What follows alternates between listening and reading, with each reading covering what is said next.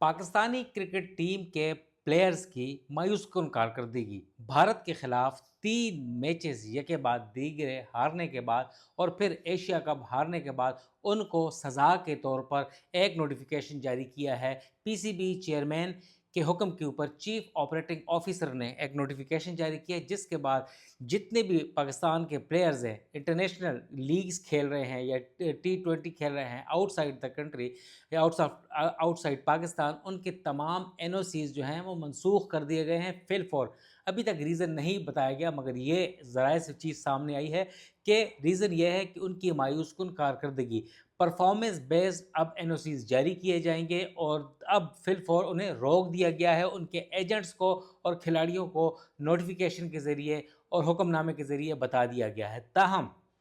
یہ چیز سامنے آئی ہے کہ شاہین شاہ آفریدی، محمد رضوان اور بابر اعظم دسمبر میں ہونے والے جو بگ بیش لیگ ہے وہاں پر شرکت کریں گے، انہیں این او سی جاری کیا جائے گا۔ اس کے علاوہ سائم ایوب اور نسیم شاہ اور فخر زمان کو جو اکتوبر میں دبئی میں یو اے ای میں جو ایک انٹرنیشنل T20 لیگ ہونے والی ہے، انہیں این او سی جاری کیا جائے گا کیونکہ ان کی پرفارمنس ٹھیک ہے، اور باقی جن کی پرفارمنس خراب ہے ان کو شامل نہیں کیا جائے گا اور ان کو نہیں بھجوایا جائے گا۔ ان کے این او سیز کینسل کر دیے گئے ہیں اور ان کے خلاف سخت سے سخت کارروائی بھی اب عمل میں لائے جانے کا امکان ہے۔